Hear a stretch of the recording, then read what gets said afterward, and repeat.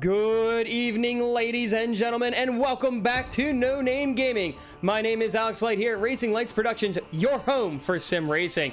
We are live at the virtual Long Beach Street Circuit for the online Motorsports Association's Virtual Racing Championship Team SeatGeek Grand Prix. For the first time since Season 5, the VRC is racing on a road course. These drivers are going to have some tough challenges with how tight the circuit is on top of some of the tight corners. Expect to see some close racing and possibly dive bombs into heavy braking zones. There's also some good passing opportunities on the long straights on the backstretch and across the start-finish line heading into Turn 1. Last week, we saw a bit of a rough start to the race with drivers beating and banging and struggling for grip, but once the car settled in, we had some really good racing. Jarrett Talmadge got his second straight win and moved up to second in the points and locked himself into the playoffs with a few other drivers. Coming in tonight, we have 2 races remaining before we start Season 10 playoffs. 5 drivers are currently locked into the playoffs and 4 drivers have an opportunity to lock themselves in tonight as well. That would leave just 3 spots open heading to Vegas next week for the regular season finale. A lot is on the line for those drivers on the cut line, so expect them to go all out as they try to make the Season 10 playoffs and a chance at the championship. Tonight in the booth, we will be calling this race slightly differently than past road courses. We will be calling this race radio style. To help me with this, we have Victor Imbasiani and Eddie Kalegi joining me here in the booth. And we'll also have a pit reporter to keep us up to date on everything that's happening in the cars and with the drivers with Men Hang. And Eddie, I'm going to go start with you. This track is a bit of an unknown for drivers, especially in this Cup car. What do these drivers need to do tonight in order to bring their cars into victory lane? Alex, thank you. You know what? This might be a rodeo tonight. This is going to be chaotic. This is unlike anything these drivers have been tested with before. First ever street course race. And here's my 3 keys. Number 1, you got 50 laps. Take them 1 lap at a time. This is a learning experience for everyone here. Even the experienced iRacers, many of them have never run a stock car league race on a street course, much less in a next-gen car. So this is a new experience for everybody, 1 lap at a time.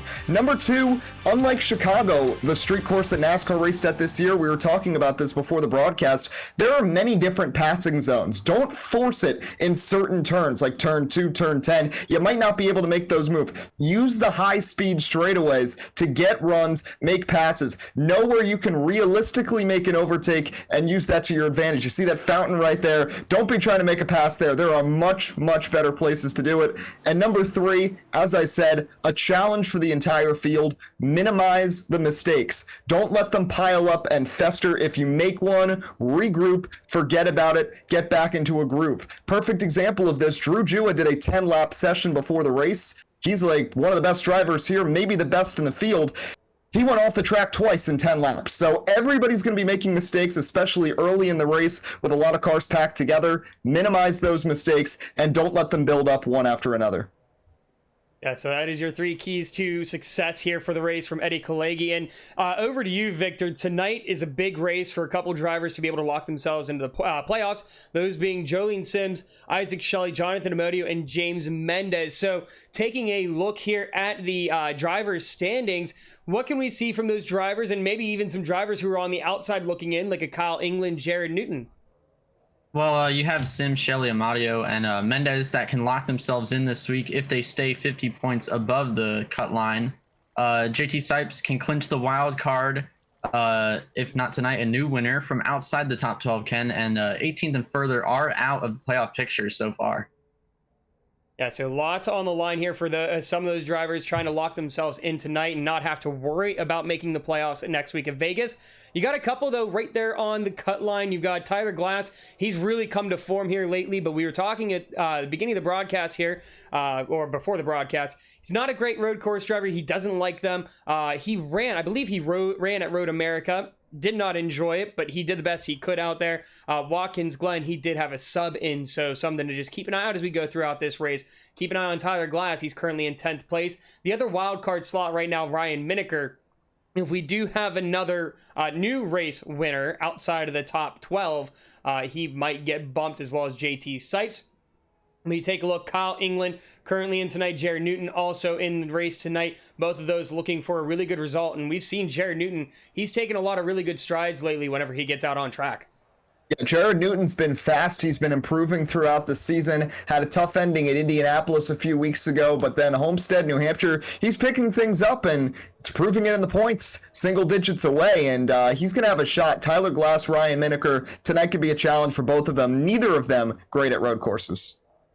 Now, taking a look at the team standings, nothing really changing. It's been pretty steady throughout the middle part of the season here. Really, the only difference is we had a flip-flop between, I believe it was Vortex Racing and Ohio River Racing. Unfortunately, Kevin Urguez hasn't been able to race lately, but we've seen McGinnis Motorsports early on in the season. It was a bit of a struggle to keep up with OCM, but now it seems like they've worked out the kinks here, Victor, to be able to keep up with OCM throughout the middle part of the season. Yeah, they really have. Jolene Sims always fast, and hopefully they can catch up. You know, a little biased there, but. Now, we have our pit reporter as well, Min Hang. We have a couple more minutes here before we start gridding. But Min is going to be bringing us mid-race updates from the drivers, teams, and even pit strategies, because we'll see a mix of strategies here. Maybe some one-stop or two-stop. It all depends on how you decide to take it. But, Min, you had a chance to take the car out on track, and how did it feel going on this road course? Yes, sir. So this track, it seems like it's very on edge. Like Eddie said before, this is a street course. You gotta take it one at a time. It's not like any other road course. We've been to, I believe it's Watkins Glen, Road America. Those places, they have grass. You can run off. You'll be fine. Here, you make a mistake, you're in the wall. Been a tunnel leak, that could definitely ruin your race. So yeah, the point in this race is just be smooth and don't make any mistakes. Otherwise, the car is very next gen. Like, you know, it's very stiff. It's very bumpy. Just got to be careful and got to be precise. All right, so it's going to be really interesting to see how these drivers choose to run this track. I mean, it depends on how comfortable you are. I mean, if you race at Chicago Street Circuit in these cars, for me personally, it was not the most enjoyable experience, but once you got comfortable with the track, it had a surprising flow to it. It didn't seem like you're going to be able to maximize a lot of the track without, it was a lot of 9-degree corners and stuff like that. The thing that I'm noticing about this track, I haven't had a chance to get the car on track, but it's got a lot more flowing corners. It's got a lot more what seems like it's going to be a rhythm to it rather than what Chicago, at least on paper, looks like. Is that true, Eddie?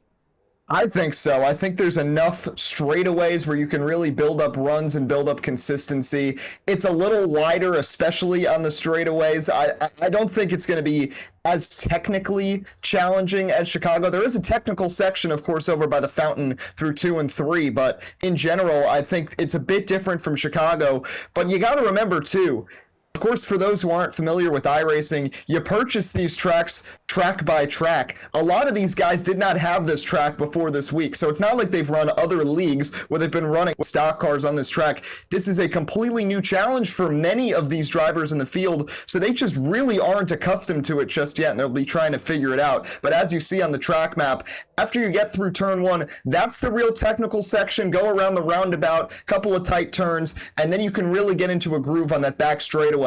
Some long straightaways, some passing zones before the hairpin leading back to the start-finish line. Yeah, like you were just saying, I was going to bring that up. The passing zones, you got a couple of them as you look through. You can see the start-finish line. Depending on how you run out of the hairpin, you have an opportunity around that bend there, which technically isn't turn 1. Turn 1 isn't until you get to that corner at the end of pit road.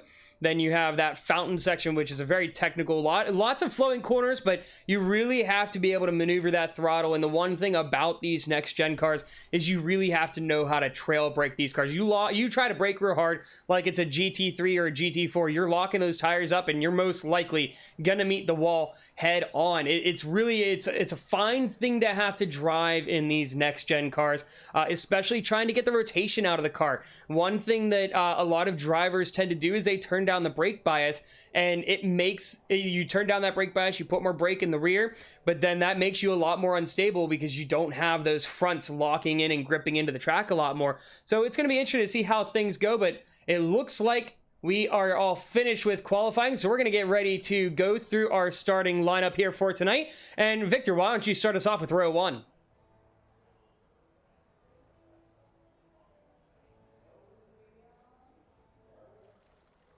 Did we lose Victor? There you go. It's fixed.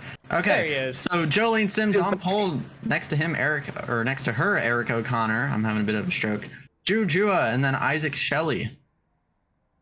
then Jarrett Talmadge, Colin Teague, James Mendez, then Kyle England, then Fabricio Lamana are rounding off the guys that set times on the night.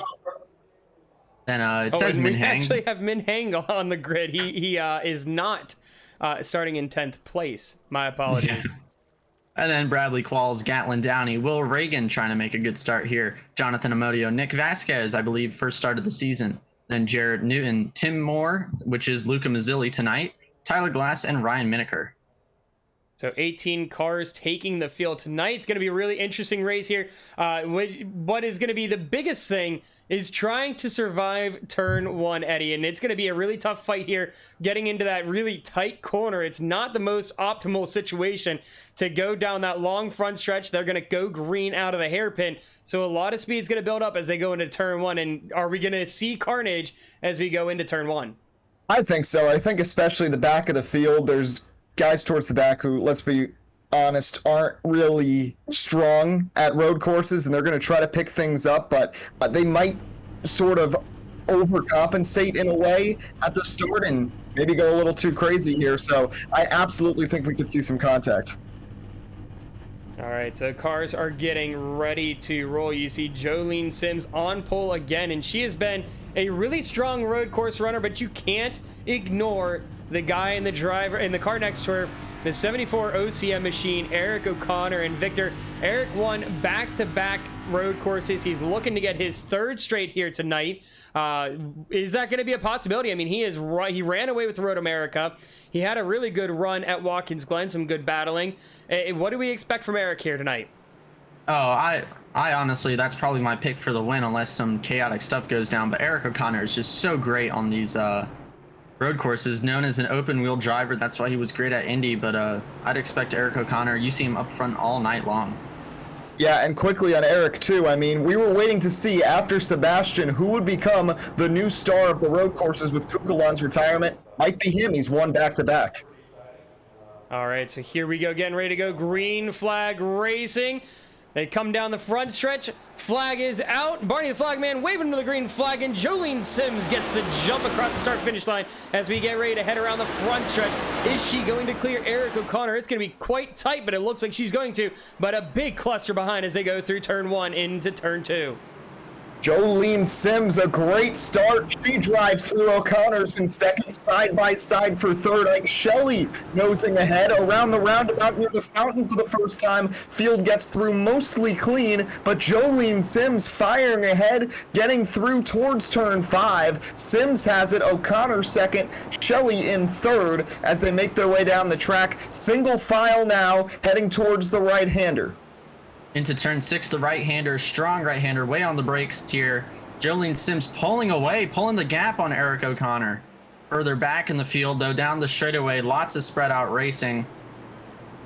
Cars getting apart from each other as they head into turn 7 and 8, and then they'll head to 9, another right-hander. So coming down into turn 9, Jolene Sims is pulled over a second away. A little bit of a lockup there from Drew Jewell, but looking right behind, you've got James Mendez in the Go bowling car with Kyle England right behind. Kyle England is looking to go onto the inside going into turn 9. Not going to be able to pull that trigger, though. And as they come around turns 10 and 11, it has a lot more flow than you would think, but a little bit of a lockup there from Mendez. Almost gave Kyle England a chance to get to the inside, but isn't going to get the look there as we're going to have to go down the front stretch. He's going to have to reset up as they come around the track once more, but a little bit of chaos behind. Some drivers getting all checked up, and as we head down into turns 1 and 2. Yeah, James Mendez, great scheme there, but up ahead, Jolene Sims. What a start for her. We know she's been strong in situations at the start of races and proving it again. New track, no problem. Sims to the front, O'Connor 1.3 seconds back. You see the 51 of Colin Teague here running in 6th place, trying to get in the top 5, leading the stable for Ohio River Racing as he chases after Jarrett Talmadge, who's won the last 2 races here in the VRC. Yeah, Jolene Sims pulling away still over Eric O'Connor. In 3rd place, it's Ike Shelley as they head through 6 onto the straightaway. I want to mention Luca Mazzilli spun around, and I believe the toe may be a little bit broken on that machine.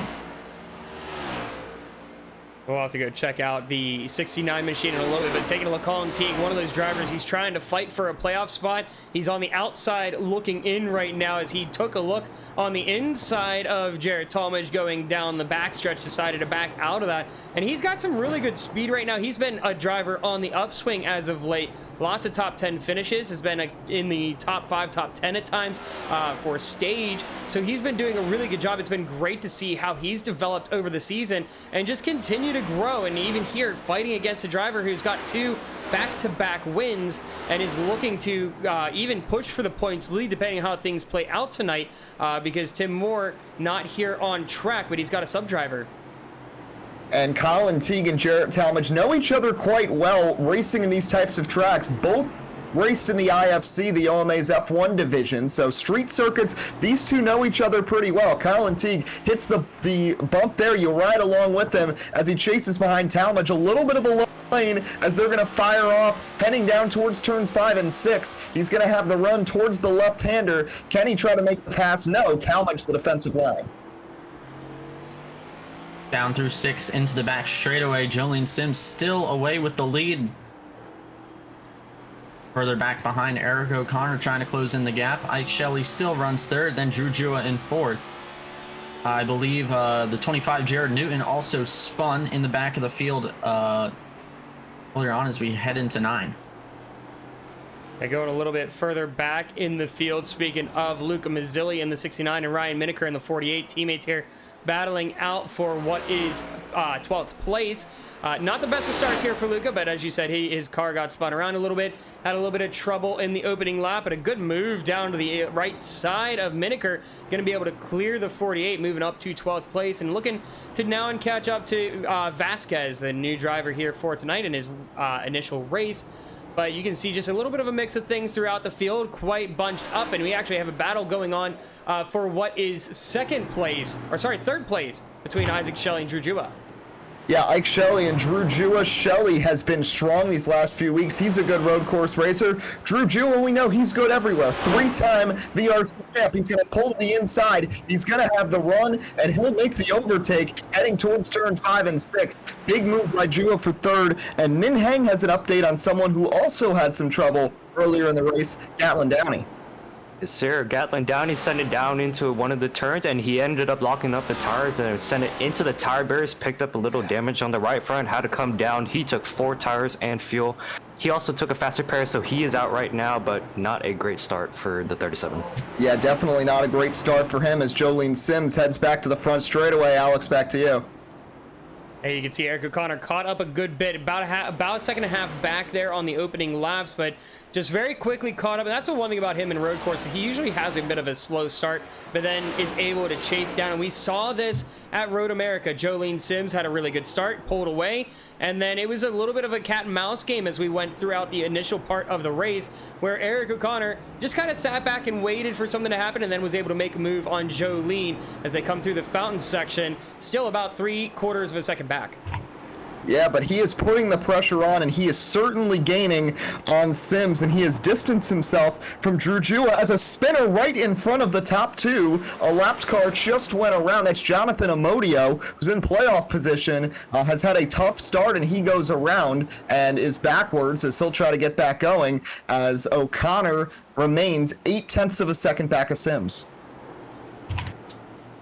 Yeah, through 6. Once again, O'Connor trying to close the gap down, but it stayed pretty even for the past lap.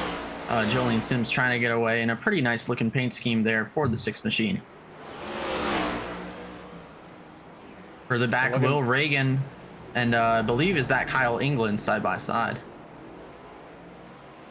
Good move there by Kyle England, goes all the way to the left side, goes into the hard braking zone, and able to work his way around Will Reagan. So not a clean start here for Kyle England. You can see that left side of the Lucas Oil machine. A little beat up there, but it's not terrible. It's not going to affect the driving at least. And Will Reagan, he hopped into the Twitch chat there before the race start and said that we're all going to die. So very optimistic coming into this race. But right now he holds on to a decent spot. He currently is holding on to a top 10. So we'll see if he's going to be able to do that as they come around the hairpin. And it looks like we're going to see Kyle England start to pull away. But he's now trying to catch up to the drivers in front. But he's got quite a while to go before he catches up with James Mendez and Fabricio Lamana. Yeah, there was another spinner. It was Nick Vasquez, the road course ringer, making his debut in the 22 Independent Ford. Jonathan Omodio is in the pits, but up front, Eric O'Connor. This is the 7th biggest city in California. Well, he is within 7/10 of a second. In fact, 6/10 of a second now of your leader, Jolene Sims, as Sims runs a little wide there, and now down the chase, down the back straightaway, Victor. Yeah, through the back straightaway, Eric O'Connor going to try to get a good entrance into the corner to close up on Sims. A little shallow there, going to go wide, exiting the corner. Jolene took a bit of a more conservative standpoint through the corner, but Eric O'Connor is catching up. Yeah, he is right on her tail as they come through the hairpin. Half-second back here for O'Connor, and this could be an opportunity to try and make a pass in turn 1. But is it too early to try and be aggressive? They pulled about a 3-second gap on Drew Jua behind. They're losing him just ever so slightly, but it doesn't look like he's going to be in range here to dive into turn 1. He's going to stay back, but the braking, he's able to go a little bit later, a little bit softer on the braking, and still get that car into turn 1 really, really nicely. The technical section is where O'Connor is better than Sims. Sims gets a little bit of a gap here, but watch these next couple of turns. Sims washes up much more than O'Connor. 74 carries more speed than the 6 through there. Sims gets a little wobbly through there, and now Eric O'Connor is going to have another run trying to catch Jolene Sims.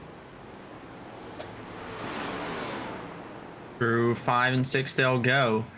Looking for the right-hander. They've caught up to some lap traffic because that car goes straight on into the runoff, but they'll stay right in tow. Eric O'Connor down the back straightaway, right in tow, and a third car behind them. I don't believe that will be any contention, but O'Connor hard into the braking zone there, trying to catch up on Jolene Sims. Yeah, and that lap car really held up Jolene. You can see as we look at the different sectors here, Jolene able to gap Eric O'Connor a little bit through sectors 1 and 2, but sector 3, she lost about a half-second on Eric O'Connor, and now they come down the front stretch. He's even closer than he was on the last lap, so it was a really good lap for him, and he's going to look to continue to close that gap. But look out as we look in the distance, he's a bit far off, but Drew Jua gained about a half-second on that lap. So is he going to continue that climb as he tries to hunt in and make this a 3-car race for the lead? We're still very early on, though, Eddie. We're only 7 laps into this race. Yeah, we still have this battle, but we are still early, lap 7 of 50. But there was some trouble further in the back. Jonathan Omodio in that 7 is not having a good race at all. No, sir. Last time by, before he crashed this again, locked it up into turn number 8, he actually had to pit. He had a major damage on the left front. Fender was hanging off, had a bunch of toe damage, had to come in, took 4 tires and his fast repairs, so he is currently on no fast repair. So if he makes another mistake, he will most likely be done. That is disappointing for Omodio, who has had such a strong year, Victor. Yeah, Amadio having a great season.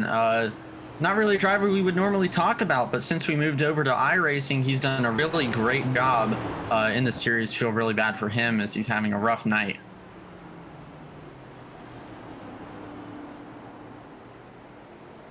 Back Mendez moving up through the field just a little bit as they'll take the right-hander onto the back straightaway here. The 92 Gold Bowling Machine looking pretty fine tonight as we're getting some cloud coverage. Gonna cool down the track a little bit.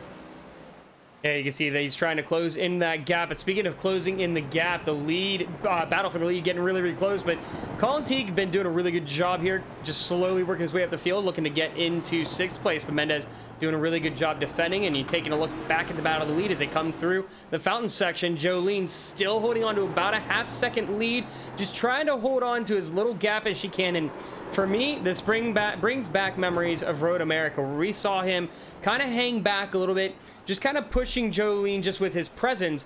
But look behind here, Victor. You see coming into the back picture, just now a second off, is Drew Jua.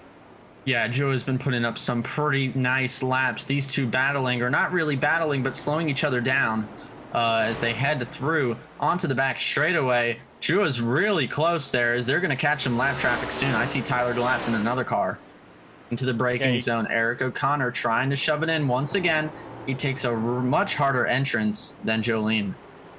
Yeah, and you can see already Juju now popping into our battle box into the bottom right-hand corner of your screen. He is within the draft range now of Eric O'Connor, so this thing could get really interesting because now Eric O'Connor is going to have pressure on him from his teammate. Now, I don't know how much pressure the Juju is going to try and apply to Eric O'Connor because they are teammates, but if you're Jolene Sims, Eddie, you're definitely going to start to feel the heat now. You've got 2 OCM drivers behind you. It's kind of like every single race, it just seems like those OCM drivers are right on her tail when she's in the lead. Yeah, and if you're Eric O'Connor, yeah, you've been biding your time, but you've let Brujua close in by like 3 seconds. You have to make that move. I think you missed your chance because now you have lap traffic. This is going to get chaotic. Slow car on the bottom. They're all going to funnel past one. Tyler Glass almost squeezes up into his teammate Sims. They're all going to get by cleanly. That was chaotic. According to our reporter Min Hang, Gatlin Downey is also slow on the track with a broken left front after spinning in turn 1 about a lap ago. So there are slow cars, and now the leader is trying to navigate through lap traffic, Victor, and that's going to be a challenge all race long because, again, this track is just so narrow. Yeah, this track really narrows. We saw near contact there, but that helped out Jolene just a little bit. She gets away to about 0.4 of a second as they head into the braking zone. Drew Jua all over the back bumper of O'Connor now. Yeah, lots of cars struggling here as you see several drivers a lap down, some even 2 or 3 laps down, and Drew locks it up going into the hairpin. That was almost a dangerous mistake as he was looking right into that outside wall, but is able to get that car to turn down through the hairpin. Eric O'Connor falls back a little bit. Now the OCM drivers have to regroup a little bit, see if they can get another plan of attack. Their main opportunity to pass Jolene was with the lap traffic. Tyler Glass and Brad Quall slowing her up was the perfect opportunity to try and jump on the inside line. I think they might have missed their opportunity for about another 4 or 5 laps. Yeah, I think so too. That was their real shot, and now Jolene Sims extending her lead up to a 3/4 of a second. Gatlin Downey, by the way, in the pits now with damage. He is 3 laps down, but 1, 2, 3, Sims, O'Connor, Jua, arguably the 3 best road course racers through the first 2 road course races this season. And again, as we talked about, Sebastian Kukulon was the king of road courses in this league for 7 seasons. He won 6 road course races, including 4 at Watkins Glen, and we were wondering who could maybe take the lead as the next great road course racer. Maybe Sims or O'Connor, Victor, could be that person. Yeah, Sims or O'Connor definitely can as O'Connor goes wide. I want to give a little update on Gatlin Downey. I did find what happened to him. He went straight on into turn number 9. Looks like he might have hit the wall. Is Tyler Glass in the wall? We got a car around almost. Wow, what a great save. Sorry to skip your spot there, Alex, but we just had some crazy saves in the 9. Hey, no worries, all good. But coming down the front stretch, you can see this gap just kind of staying steady. Almost seems like OCM, they're just going to be there and apply the pressure and just keep her on her toes. If she makes a mistake, they're going to try and jump her. But really, nobody else throughout the track having too many battles. You can see Fabricio Lamana trying to hunt down Kyle England, but Kyle England has been pretty solid on road courses. We saw him at Watkins Glen have a solid run. Road America was a little rough, but Road America was a tough track for everybody to race in these cup cars. It's just a lot of high-speed corners. These cars, they rotate well, but they don't get a lot of traction at times if you're trying to get on throttle. And we're seeing some cars struggle with that there, like Jonathan Amodio in the rear again, gets a little loose coming out of the hairpin, getting on the throttle probably a little bit too heavy and forcing that car to spin around. Yeah, missed opportunity here for Jonathan Amodio for sure. Someone who came into this race with a chance to potentially lock himself into the playoffs, not really looking to be heading down that path here as we follow along. Fabricio Lamana behind Kyle England. Lamana, a solid road course racer in his past, right behind England, who runs 8th. Lamana is in 9th.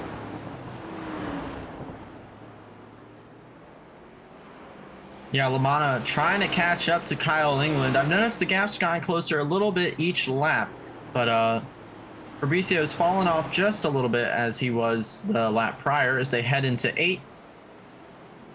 They'll make the right-hander onto the straightaway, but we see Vasquez and Reagan here who have been getting closer as the laps have gone on. I've been watching them as well. Vasquez doing a little bit of a recovery run here. Yeah, you can see Vasquez not having the best of run that he would have liked so far, but he's trying to hunt down, locks up into 9. Reagan. In the wall he goes. Oh, geez. All right. That is unfortunate there. But taking a look again, like talking about Nick Vasquez here. First race here tonight. He's trying to get up to the top 10. He's got a little while to go, but trying to hunt down Will Reagan. And I don't know about you guys, it kind of looks misleading here on this 22 car. Those fenders right around the wheel wells are black, and they're like a matte black. It almost looks like they're damaged to me. But they're actually not if you take a look at the car at the right angle. The car is actually really clean. One of the few clean cars out there is Will Reagan gets loose out of the hairpin, and you can see Nick Vasquez follows his line, trying to see if he can get the draft off of the 36 car. An interesting strategy, but he's going to be able to make a passing opportunity to turn 1. Yeah, Nick Vasquez looking pretty confident here in his debut, wondering if he'll be a road course guy or overall, as he's going to go around the outside of Will Reagan. A bold move. Oh, no. Tyler Bass comes to pit road, a bit too bold. The 22, right front fender into the wall. Alex, he is damaged now. Big hit to the right front, and Min, it looks like one of the leaders, the first one, Drew Jew, is heading to the pits. Yes, sir. While all that was happening, Drew Jewett just made a quick dive into the pit lane. The battle with Fred Lee was heating up. They were all over the back bumpers, but Drew Jewett quickly took a shot right into pit lane. It looks like it's just fuel only. One of the rumors that we had before the race was whether or not people would take tires or not. There was actually speculation that people did not want to take tires at all this race. They think that the time lost from cold tires is actually worse than the time you would lose if you just had old tires. And it looks like that is the case because Drew Jewett just took gas only and he is off already. So Drew Jua opens the cycle here, lap 14, and we'll see as Sims and O'Connor come back around, Victor, if maybe they'll be pitting soon. Oh, I would certainly expect them to. You don't want to get the situation of a possible undercut, but I don't know how much difference that would make if the cold tires are worse, as I did hear about that as well, man. They'll take well, the now here two comes a question. The big question that comes out of whether to take tires or not, I mean, for me personally, driving these cup cars on cool tires is absolutely miserable. Once they get warmed up and the brakes get warmed up, you're usually pretty good. But whenever you get into the fuel discussion, you saw Drew pit so early, but you're taking just a small amount of fuel at that point. Is it worth running the tank out and trying to get faster on less fuel? Or is it better to have more fuel in the tank and try and have a little bit more weight in that rear to keep that rear from spinning around on some of these harder throttle exits, like the hairpin and around the fountain section and on the back stretch as well, where you're making these hard braking zones and you want to get on throttle a little bit earlier? Yeah, I think that's really a consideration, as Jolene Sims has been able to stretch this out to a 2.5 over Eric O'Connor. She'll get past Jared Newton, who now falls 2 laps down. Another guy who was looking to capitalize. We mentioned it off the top. 7 points out coming in. Had a chance maybe if he could finish ahead of Tyler Glass or Ryan Mineker to move up, but he's currently running 1 spot ahead of Glass, 2 behind Mineker, as Sims continues her drive. Yeah, she is pulling away ever so slightly here from Eric O'Connor, and it almost seems like Eric trying to be a little more conservative. Maybe those tires are starting to go on him a little bit, struggling for some rotation around the hairpin, almost gets into the wall. But now it comes down to the question, do these drivers decide to wait and go all the way until after the stage at lap 25, or are they going to try and be able to stop a little bit earlier, take some quick fuel, and then not have to stop later? Because we already saw Drew Jua came in, he finds himself back in 5th, and right now he's sitting in a good, I mean, all these drivers sitting up in the top 10 in points. Eric O'Connor and Drew Jua both locked in for points. We haven't talked much about Isaac Shelley or Jared Talmadge, but they are both locked in. The only one really competing to get in tonight is Jolene Sims, but everybody else in this top 5 is all locked in. So for her, honestly, I think it's a battle of just survival, but a win would be huge because she won at Old Atlanta, and another win, especially on a road course, taking it from Eric O'Connor, who dominated the first 2, I think would be a huge statement, Victor. Yeah, it definitely would. Also want to say Min Hang has reported that the 22 has retired the car for the race, so Nick Vasquez out of the event, as Will Reagan a little bit in the way there, but he'll shuffle his way around as Eric O'Connor gets by him. Yeah, Min, what happened there? You said Nick wrecked coming into the pits? Yes, sir. So what happened was it looked like he was super slow coming out of the hairpin, and he was hugging it right on the wall. I don't know why he would do that, because when he tried to come in, it was the entry was just, there's this little gap, and it's like there's not much room, and since you're hugging the wall right on the right, he just was not able to turn in, and then he hit the pit wall, and then he just absolutely destroyed the right front, like everything, like the whole front of the car came off, and then he just retired that car, and it looks like he's done for the day. That is bizarre, and I guess Alex jinxed him a little talking about just how clean that car looked. It kind of fell apart over those last couple of laps, and a disappointing end to his debut as Jolene Sims remains out there. It's now been 3 laps since Drew Jua pitted. Eric O'Connor again closing in on the 6 just a bit. 0.6 of a second is the gap, then 4 seconds to Shelley, a whopping 21, back to 4th place Jared Talmadge. Yeah, they'll make their way into 8 once again. Definitely the OMA commentator jinx striking once again here in the VRC on that 22 machine, but they'll head down the back straightaway. High speeds into turn number 9 as we have Kyle England around in front of them. He gets it straight though. Yeah, I did not mean to throw out the commentator's curse on Vasquez, so I'm so sorry there, Nick, on that. Did not mean to curse you and get you, unfortunately, into the wall there and all messed up in your first race. But taking a look throughout the field, we've seen this battle go on, and it just kind of seems like Eric Connor just waiting, biding his time. Taking a look at some of the drivers that need a big night, one of those drivers being the 92 of Mendez. He's one of those drivers we've talked about a couple times throughout the night. One of those drivers that needs to be get good points here tonight to lock himself in. As long as he stays above that 50-point line from the cut line, he should be good. And right now, running 7th place is a great spot to be. Yeah, slow car that he's passing right now. Also got reports Kyle England went for a whirl. And there's trouble on the track in turn 3, man. Yes, sir. Jonathan Amodio has just destroyed the right front. He is very slow right now. Coming through turn 5, I believe. He's still very slow. It looks like this car might be done for the day. I believe he actually took his fast repair on a different defender has just come off this car. Hey, I don't know the status of it, but yeah. Right front tire isn't even spinning really as he just turned that car. Had to lock it way up. Let's see this next braking zone, how he can even turn this car. I think it's oh, never mind. He just nosed into the tire barrier like Noah Gragson at Chicago. So Amodio's day just going from bad to worse. Yeah, maybe he'll straighten out that right front. I don't know the science on that one, but really, really slow down the back straightaway as we see some blue car coming by. Yeah, Mario just really slow again. Yeah, he's just doing the best he can to stay out of the way at this point. It's unfortunate here for Amodio because he was one of those drivers needed a good points day to not have to worry about fighting at Vegas to make the playoffs, but unfortunately is going to have to fight next week, most likely, we'll have to assume, but right now sitting 16th on track, so that's going to probably drop him below that cut line. But the battle for the lead still going strong as Jolene is trying to extract everything out of this car as she came around turn 5. You saw that back end kick out a little bit, so really trying to push this car to the limits. I would be kind of shocked if she doesn't come down pit road here probably within the next couple laps. Yeah, it's now been 5 laps since Drew Jua came down pit road. It has been a while, and Eric O'Connor just looks more stable than the 6 car right now. Sims almost turned it a little too far to the right there, but she keeps it straight and maintains an 0.8 of a second gap. Down the backstretch into 9 once again. The gap staying pretty much the same, maybe just a little bit of gain onto O'Connor.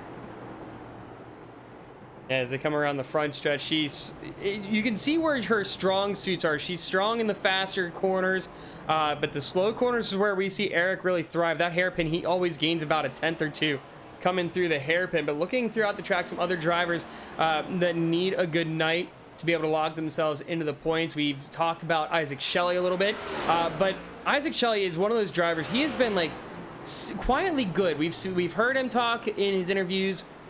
We've seen him make the top 3 multiple times. 2nd place, he's gotten there once or twice, I think, throughout the season. Lots of 3rds, lots of top 5s. Just cannot seem to find that car in victory lane. But we saw Watkins Glen was strong for him. Road America was good for him. And it seems like, again, here tonight, he's a strong competitor, just doesn't have that same speed to match Eric O'Connor and Jolene Sims, Eddie. Yeah, he just doesn't, and that's been the story for Ike Shelley. Like you said, I think most of the season, he's fast, but he's just not on the same wavelength as the fastest car almost every race, whether it's Jua or Sims or O'Connor or Moore or Talmadge. He's there, he's just one step behind them. Still a good consistent year, but just hasn't been contending for wins. And getting a report from Min Heng, looks like Jonathan Amodio's day may be done. So Long Beach, this is a treacherous course, Alex. It's now claimed 3 victims. Nick Vasquez, Gatlin Downey, who's made it back on the track, but many laps down, and Jonathan Amodio, who just had a bad day.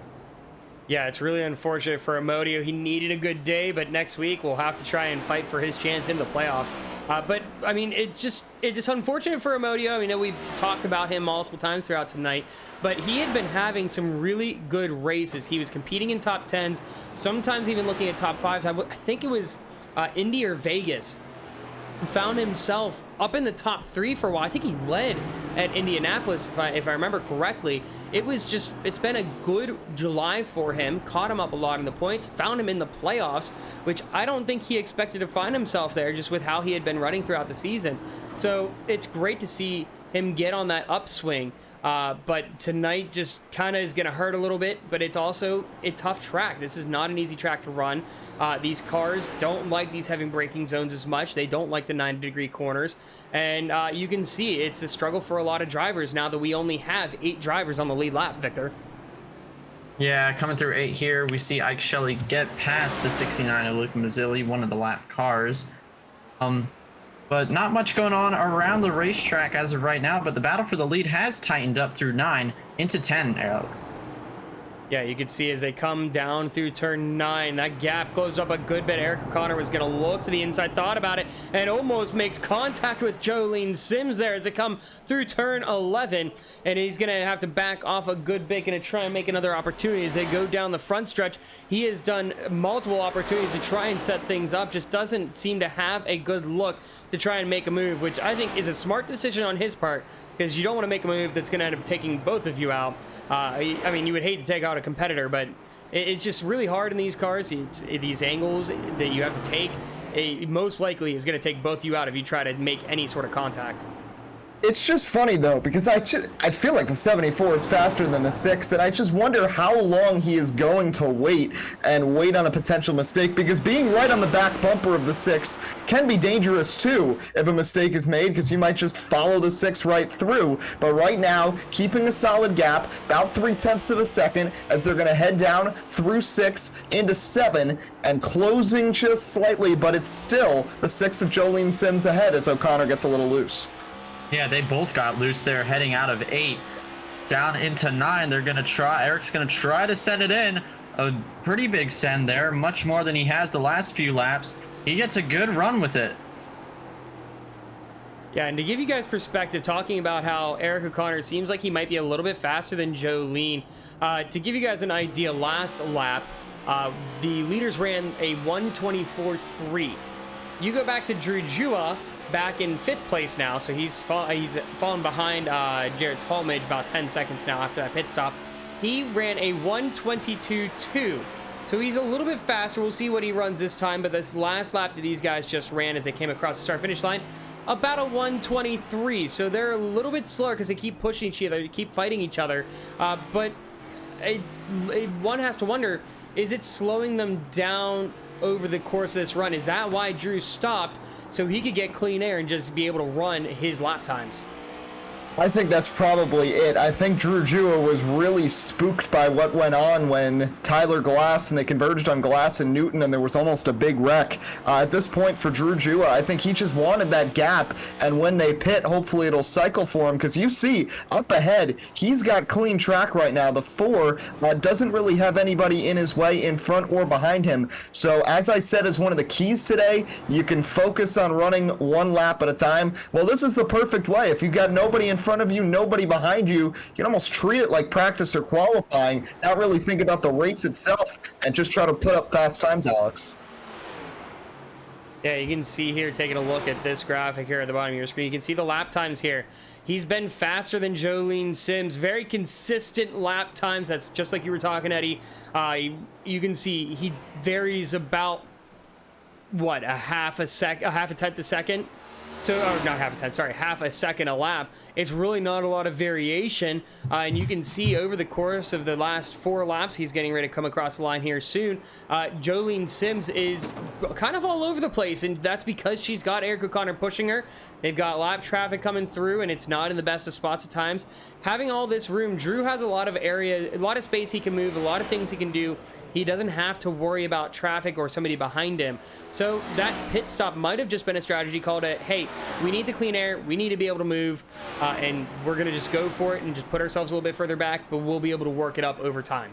Yeah, and let's go to our resident VRC driver who's here. Min Hang not in the field tonight, but reporting from the pits. You know, Min, what do you think of this strategy from Drew Jua trying to get some separation and hoping it works out in the long game? Yeah, I think since he's already in the playoffs, he's just taking a little bit of a risk. Usually we don't see people pit early like that in a race. But again, like earlier, some people are actually not opting to take tires. So maybe if he knows that whenever he pit was the line for when he needed to make it to the end on fuel, that's just when he decided to push the button and say, hey, we're going to come down pit road. And then the others maybe just opting to stay out a little bit and run the more traditional strategy, which is, hey, maybe we'll just run our fuel to the end.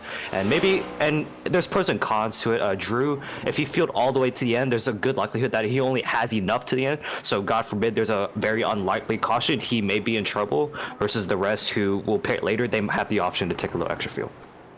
Min, thank you. And yeah, that's a good point to have, because if he pit there, it was a very specific lap. Maybe that was the line, like you said, for him to make it the rest of the way, as Kyle England, you see, in 10th place, 1 lap down. Only 7 cars currently on the lead lap. That'll change slightly once the pit cycle goes through. But overall, these cars are really spread out around the track, and Jolene Sims continuing to lead by that small gap over Eric O'Connor as those two head back down the backstretch towards you, Victor.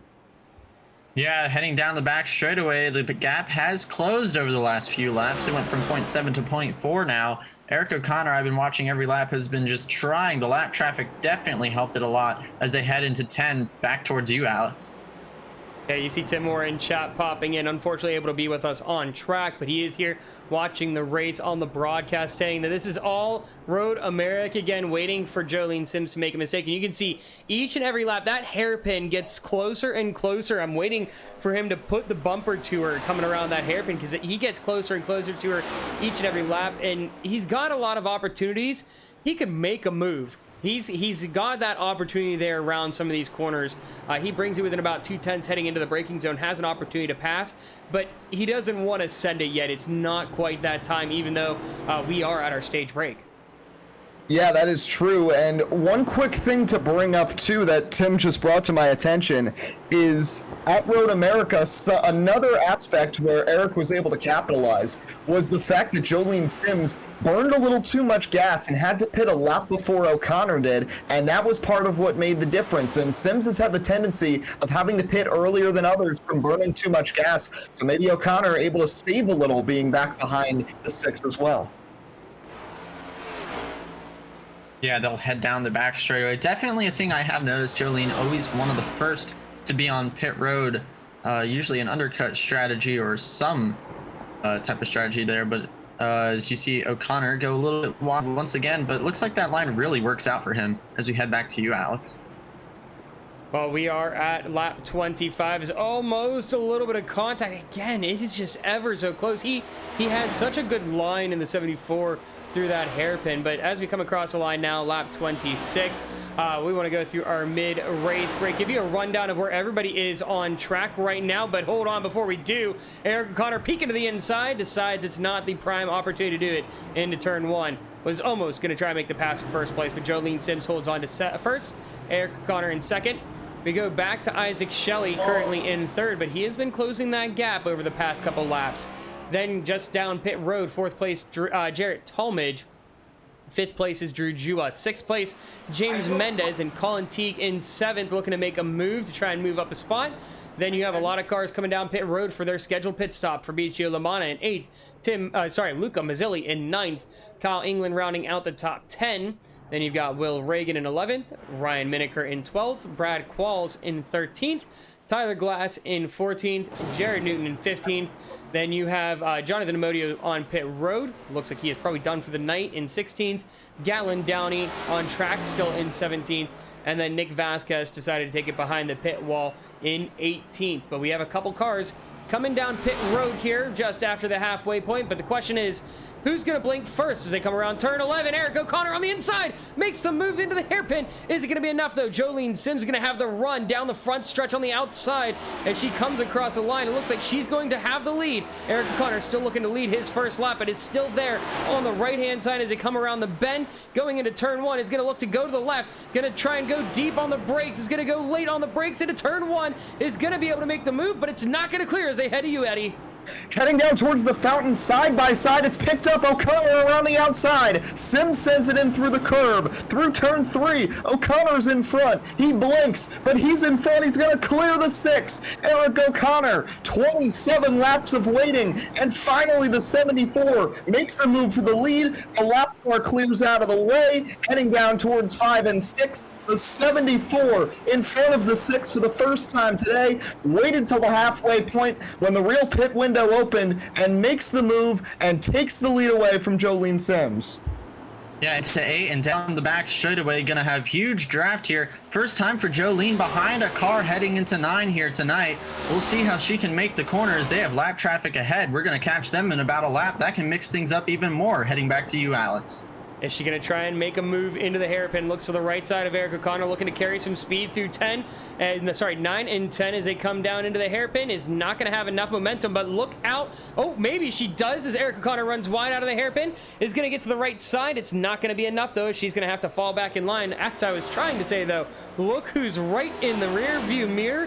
Isaac Shelley making his opportunity. He's trying to see if he can get into this fight for the lead. It's a little bit of a flashback to about lap 7, lap 8, where we saw Drew Juba try to get into the fight for the lead, but it looks like Eric O'Connor is now trying to put the pedal to the metal and try and separate himself from Jolene Sims. Yeah, this has slowed him down, brought Shelley in. And speaking of Drew, you know, this happening, Drew Jua's got that pretty clean track, so he's been able to kind of reel in this battle a bit. And when this all cycles out, might put him in a good position. But the 74 now starting to gap Jolene Sims just a little bit. They head to the left-hander. O'Connor hits it hard. Sims a little harder, but O'Connor's still got the 0.7 of a second lead as they head back down, making the right-hand turn, Victor, towards the back straightaway. Yeah, and down the back straightaway they go. Jolene Sims sideways there, on board with Ike Shelley down the straightaway. He's going to try to get a piece of this battle for the lead. Into the hard braking zone of... Oh my gosh! Eric O'Connor wrecked from the lead. He's in the braking zone, way off the track. He hit the inside wall. Eric O'Connor had a huge mistake heading into the hard braking zone of turn 9. And, oh wow. That car is broken too. You can see he kicks it around in turn 10, struggling here for grip. So probably an unscheduled pit stop, you would think. He heads down pit road, but let's go back and see what exactly happened here, because we just saw the car snap from the onboard of Isaac Shelley. So you're taking a look here at the replay of the 74. Eric O'Connor was your race leader, lost it into turn 9, but what did it? He's gonna hit the inside wall right here in the braking zone. He lost it under the braking. He turns too hard to the right, and yeah. And it's crazy too, because he wasn't under heavy pressure from Jolene Sims. That was just a straight miscue from the 74. I mentioned how you have to limit mistakes, and just heartbreaking for O'Connor. At Road America, he capitalized on Jolene Sims' mistake. It's the complete opposite here, as now the 6 takes full advantage as the 74 just cooks it a little too far to the right, takes a spin, fortunate to not hit the backside of the car with that outside wall, but the damage is absolutely done. Yeah, it's really interesting as to how that happened, because it didn't seem like the tires locked up at all. It didn't seem like he hit any bump on the road or anything like that. It just, the back end kicked out. Not sure what had happened, and maybe Min Hang can provide a little bit more insight to us here in a moment, but unfortunate for the 74 of Eric O'Connor, drops him back to 4th place, and that is a half a minute behind his teammate Drew Jua. So he is pretty much out of contention for the win unless something major happens, but now 20 to go, and now he's going to do everything he can to try and at least close the gap a little bit. Jolene Sims, though, getting passed by Isaac Shelley as they come around into turns 1 and 2. Yeah, new leader, Ike Shelley, taking the lead from his McGuinness teammate, the 98, as the 6 rides in behind. It's a battle for the McGuinness cars. Meanwhile, let's go back to Min Heng, who's got more to say on what just happened to the 74. Yeah, so what happened with the 74 here is that he actually locked up the rear tires when he was downshifting. So much like Atlanta with Tim Moore and myself, when he tried to shift down, the engine revs turned the car. So when he was trying to turn, so when he was braking and he's shifting, the car actually turned right. And then when he was trying to turn right, he eventually locked up the tires. And he didn't know whether he was going to turn right or turn left because, again, the tires were locked up. And then unfortunately, he judged it wrong. And the car actually turned. And then that's what sent him into the wall. And then, unfortunately, he went around. Yeah, heartbreak for him, but the real capitalizer of all this is that driver in that number 98, Ike Shelley, who caught those 2 leaders as they battled and now is right there. And we watched the replay of how Shelley got the move done on Jolene Sims as they were coming down this straightaway, and Shelley just slowly closed, and it was a lapped car who came in front of Jolene Sims, slowed the 6 down, an awkward situation, and Alex Shelley was just able to prevail. Yeah, it almost was a very dangerous situation for the McGuinness Motorsports drivers, but thankfully able to steer clear of any contact. It seemed like almost maybe a tiny bit happened between the two, but looking at the front end of Isaac Shelley's car, nothing really happened between them. But both drivers still electing to stay out here. They have not come down pit road. Drew Jua currently sitting in 3rd place after Jared Talmadge comes down for his stop. Talmadge drops back to 5th. Now the question is, how much longer are these drivers going to stay out? How much longer can they stay out? How much can they run this tank out? Because looking down pit road here, when Drew Jua came by and even James Mendez, it took them about 45 seconds or so to come through pit road with their pit stop. Jared Talmadge did take tires, so something to keep in mind. Maybe see if he gains speed throughout this run, but it looks like Jolene is going to try and make a move here as they go into turn 9 side by side. She's going to go a little bit late on the braking. They're still, oh my gosh, right bumper to bumper. Almost seemed like they were going side by side out of turn 9, but she's going to be able to reclaim the lead over teammate Isaac Shelley. What a battle we have here between Sims and Shelley. Reports about potential damage on the 6 from that exchange a couple of laps ago, but sure didn't look like it there, as Sims is able to get around Shelley and get her teammate back and take the lead. Again, these two still have to pit. They have 25.5 seconds over Drew Jua. Min, what did you see there in the exchange between 2 of your teammates? Yeah, so this may not be a serious issue, but when I was passing Jolene Sims with the incident with the lap car, the 25, Jolene actually has visible left rear damage. I'm not sure if this is very apparent to everyone, but clearly I think it should be okay because she just passed a 98, but it looks like she's keeping the lead. So even though it looks like there's damage, clearly not enough the speed of the 6 car. Yeah, definitely not. There. Sorry, Eddie. Go ahead. If you take a look there, whenever the camera pans around the back end of the 6, you can see just a very slight bit of damage. Yeah, it's very hard to tell. You really have to look for it. But that small amount of damage really not going to affect you, especially from the rear like that. If anything, you would see a little bit more of an impact if Isaac Shelley had it on the front of his car. But kind of surprising, interesting to see that she has damage, but he doesn't. But sometimes that's just how the new damage model works. And now I think we start thinking about the fuel window, guys, because we've got 17 laps to go. Remember, Drew Jua pitted at lap 14, so I guess he realized 37 laps was about where he could go. These guys are definitely going to have to come down pit road in the next couple of laps, so 26 seconds is the gap. It's going to be very difficult for them to stay in front of Drew Jua. Obviously, they're going to go fuel only, but it's going to be really about nailing that pit entry, which multiple drivers have had trouble with today, including Nick Vasquez. His pit entry ended up ending his day, but Jolene Sims is going to get by. Brad Qualls is in the pits. He's taking 4 and fuel, and Jolene Sims, through the left-hander, still in front of Ike Shelley as they head towards the back straightaway, Victor. Yeah, Ike Shelley just waiting there in the wings just a little bit. He'll close in on the braking zone, but Jolene will get a good run off the corner. Some lap traffic ahead as we have a car around behind them. Believe that could have been Gatlin Downey. Into 9, though, we'll head towards Alex. Jolene Sims gapping the 98 here. Yeah, it seems like she's gotten back into her pace, maybe gotten her nerves back underneath them. But if you look in the bottom right-hand corner of your screen, you can see a little bit of the pit stop strategy and how everybody's kind of come down pit road when everybody's come down. So Drew, like we said, lap 13, you see Isaac Shelley off in the distance. He dips down pit road, going to take his stop here for the race. Now, is that going to put him ahead of Drew Jua, or how much further behind? Because you take a look again, we've said about 45 seconds down pit road. So if you're going off of that number, it's going to put him about 15 seconds behind Drew Jua, which really means once Jolene comes down pit road, she might be way behind Drew Jua as well. But we'll have to see kind of how Isaac Shelley does. But he overshoots his pit stall, Eddie. That is going to be crucial for his race. Yeah, that was a big mistake there for Ike Shelley as Drew Jua already goes by Min. Costly mistake for the 98 who had so much speed these last few laps. Yeah, looks like Ike just made a silly mistake there. It took a long time for him to actually back up, so that probably cost him even more time. But it looks like Drew made the right call here because both of them took fuel only.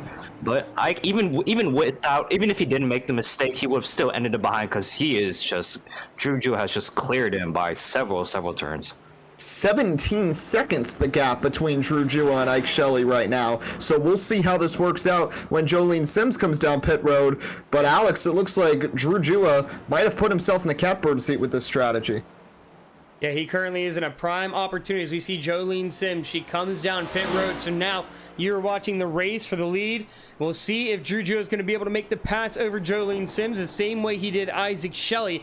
It's going to be a tight call. I think maybe somewhere between 5 seconds and 10 seconds will be the gap, but it all depends on how Jolene does getting into her pit stall. Isaac Shelley, unfortunately, kind of ruined his opportunity to compete for the race win by overshooting his pit stall, but Jolene seems to get in all right. She's already going through. Will she get out in time? But here comes Drew Jua around the front stretch. He's going to claim the lead.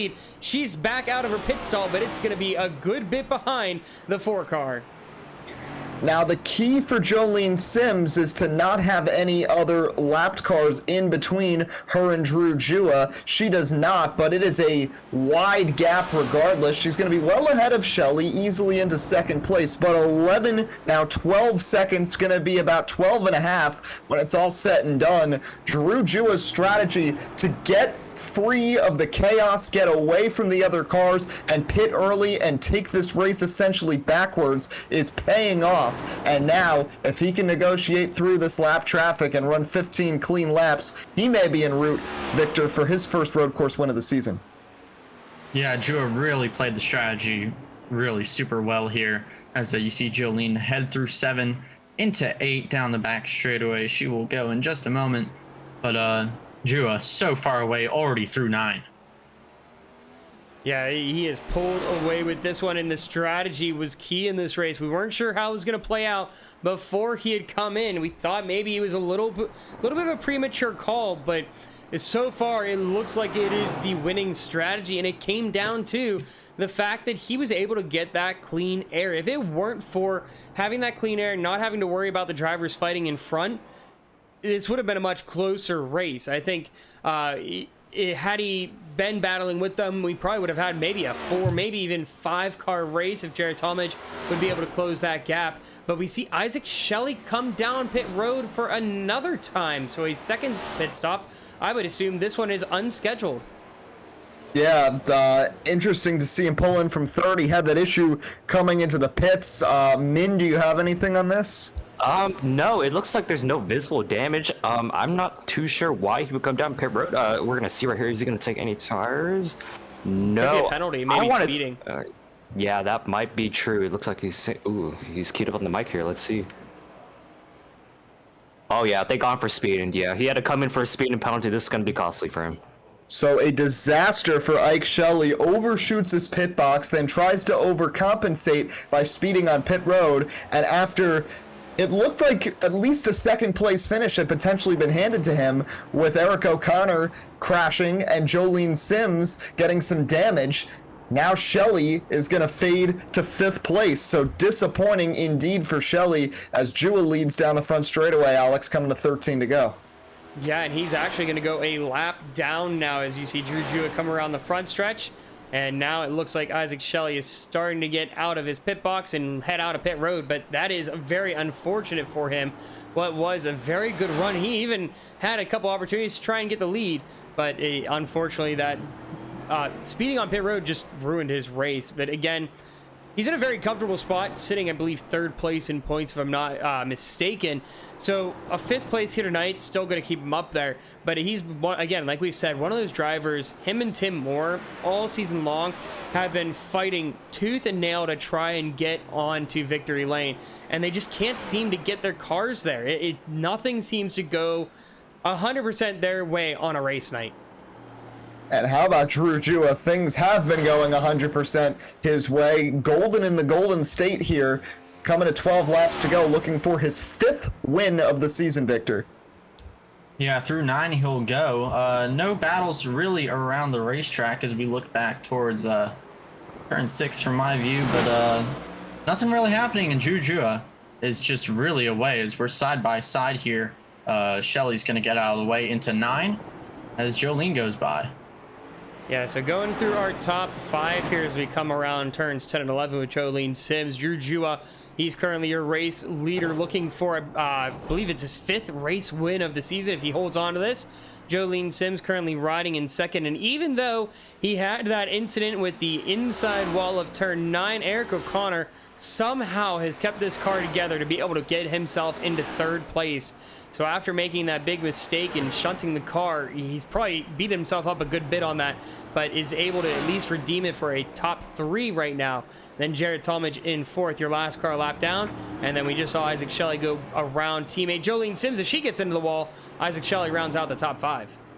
Yeah, and Eric used his fast repair, right? Yes, sir. He uses fast repair. Yeah, so that is, he's repaired, but obviously kicking himself for the disappointment there. Could have been a much better race as Kyle Lingland gets off right in front of O'Connor. All kinds of problems, smoke out of the right rear for the 35. Weird there, he almost went into the fountain as he ended up near that grassy area. Now T-Glass in front of Eric O'Connor. 74 gives him the boot. Lap traffic everywhere. And, I mean, this is a circuit that takes 1 minute and 20 seconds to get around, but we talked about how many mistakes, Alex, you can have in one race here, and this field is really spread out. I mean, Ike Shelley is well more than a lap down, but he's still in the top 5. Yeah, and we've seen this when it comes to the road courses. We've seen the field gets pretty spread out, and sometimes we span out to a couple battles here and there. We saw a couple battles throughout Road America last about the duration of the race. If I'm not mistaken, I believe it was Min. You were in that one of those battles that we kept checking in on throughout the entire race. I don't remember who you were fighting with, but we had that race we were checking in on. But even like Watkins Glen, there were only a couple here and there. We really spread out the field, and it comes down to more racing the track than it is racing the people around you. And you can see where racing the people around you can really slow you down, and that's where we've seen Jolene, Isaac Shelley fall off the pace, Eric O'Connor fell off the pace, to what Drew was doing, where he was just racing the track, and that's when you can focus on consistency. I don't know about you guys, but endurance racing is all about consistency. Sure, you want to try and get the positions, but if you're running, say, a 6-hour race and you're in a 2-hour stint, you're not worried about trying to race around this person. If they're holding you up, yeah, you want to get around them, but you're not really focused on, hey, I'm going to try and pass 6 cars in 5 laps. It's more, I want to run the best lap time I can for this 20-lap stint or whatever your stint length is on the fuel run.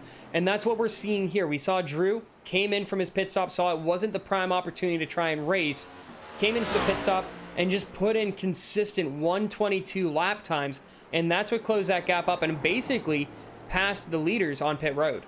Yeah, and to that end, Victor, this is all about strategy at a street course, really, and I mean, any sort of street course racing, it's difficult to make passes, so you've got to make them when you can, and Drew Jewett saw it was really not a pathway for him to pass the 74 or the 6 on track earlier, and he opts to make the decision, hey, you know what, instead of putting myself in a precarious position trying to make a pass or just sitting behind them where I could run into trouble, I'm going to pit, I'm going to try something different, get myself clean track, and what's happened, he's got a 12-second lead with 10 laps to go. Yeah, Drew really is away. Sim's closing the gap just a little bit, but that could have been because of the lap car. But I like that word precarious a lot, Eddie. That was a cool one for you to use. Thank you. Drew will head back into 9, and he is just lights out. Yeah, he is putting up very consistent times. If we were to pull up his lap times over the past several laps, I am sure that they would just show 122.5, 122.6, 122.7, really not a lot of variation in those lap times. And you can see he is pushing the car at times, that back end sliding around a little bit. And that's just kind of the nature of the car, to be able to get some of the rotation around on it. But one of the drivers I want to highlight real quick that we haven't really talked a lot about tonight, only in passing, Tyler Glass, or T-Glass as Eddie was calling him earlier. Not his best race. He's not a road course fan. Currently finds himself in 13th. He is sitting 10th in playoffs, so just above that cut line. I believe it's 13 points. So a 13th here right now puts him right on that bubble. It's going to be a tough kind of seeing where he's at after tonight's race, because now going into Vegas, he's either going to be like 10 or so points above that cut line, or depending on how things play out, like 5, because right now Ryan Miniker sits in 11th and he's right ahead of him, but now Ryan Miniker getting passed on pit road, Eddie. Yeah, but Tyler Glass does have the tendency of clutching up when it matters most late in the season. A couple of years ago in VRC, he went into the regular season finale below the cut line. What did he do? He won that race. So Glass, I know we're on iRacing and not on Heat anymore, but at least he has the track record of being able to bounce back in a situation where he falls behind and he needs that one big race and he could get it. Mile and a half, he's been all right at it. He had the bad race at Charlotte earlier this year, but it's definitely better than his road course program. I was talking about this with Victor earlier. Earlier in his career in the VRC, he'd just straight up not run these races at all. He'd look for a sub. He already had a sub for one of the road course races this season. It's just not his thing, but he's challenging himself, and all in all, running in 12th now. He's beating 5 guys, 6 guys actually. I think you'd take that if you're the driver of the 8, Victor. Oh, I definitely would. Good top 15 run. That's still points. That's still something better than not running the race. But if you look ahead of Tyler Glass, we have a really good battle for 10th. That we do. Wheels around for a moment. William Reagan. Oh no! Bad spot to try and fix the car. That is James Mendez making contact with Will Reagan. And Will Reagan, not sure what happened to cause him to spin around the hairpin, but let's go back here and get a replay of that as turn 11 turns into a bit of a parking lot.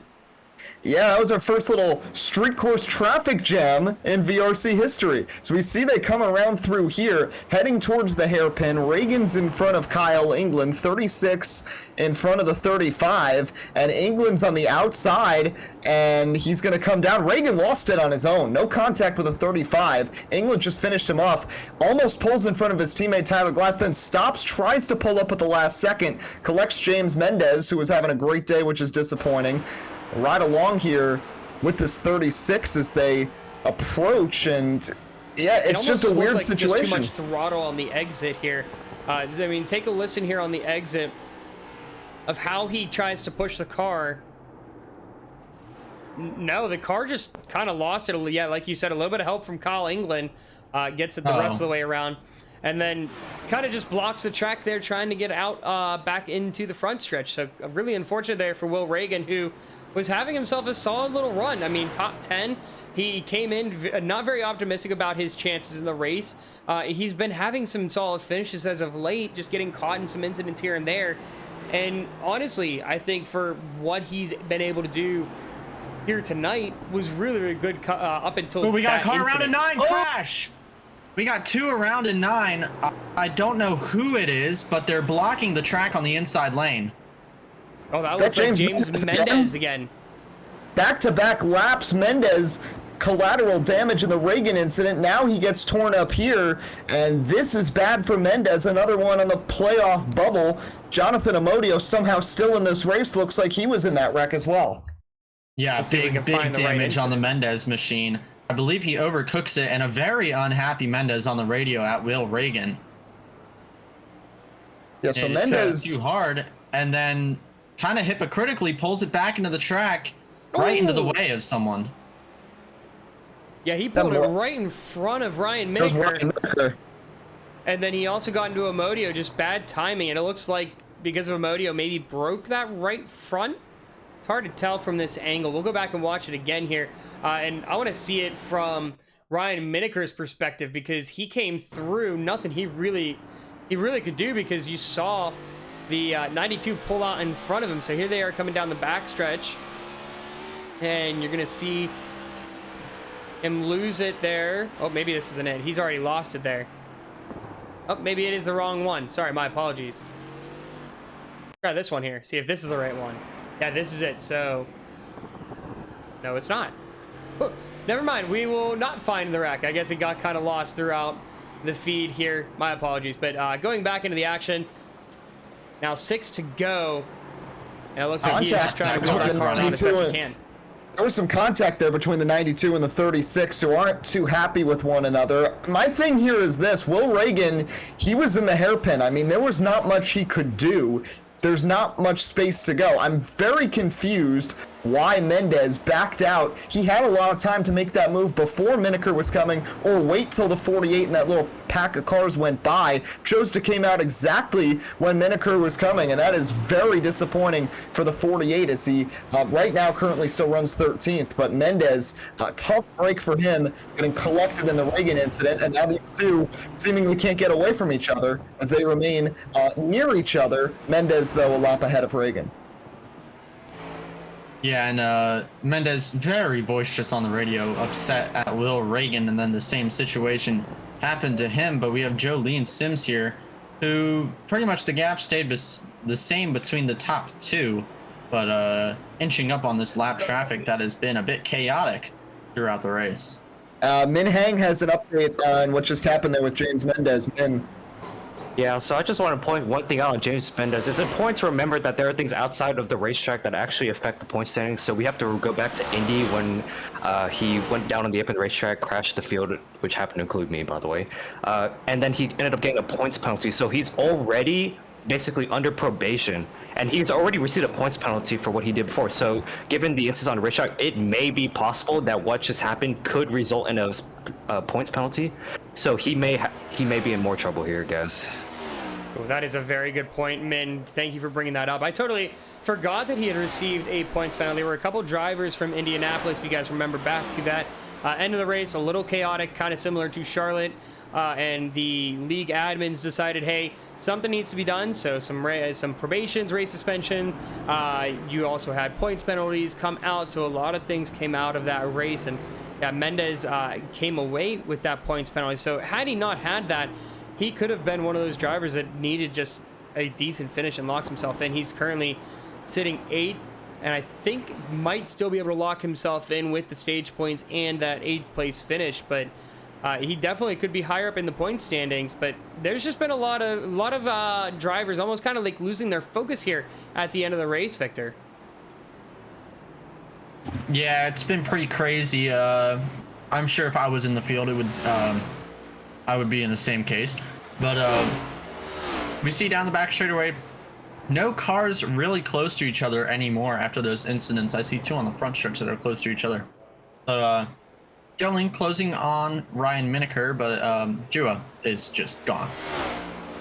Yeah, Jua is pulled away from the field, crosses the line, 3 to go here. So just waiting here for that white flag and then the checkered flag and taking the victory here. That would be his 5th of the season.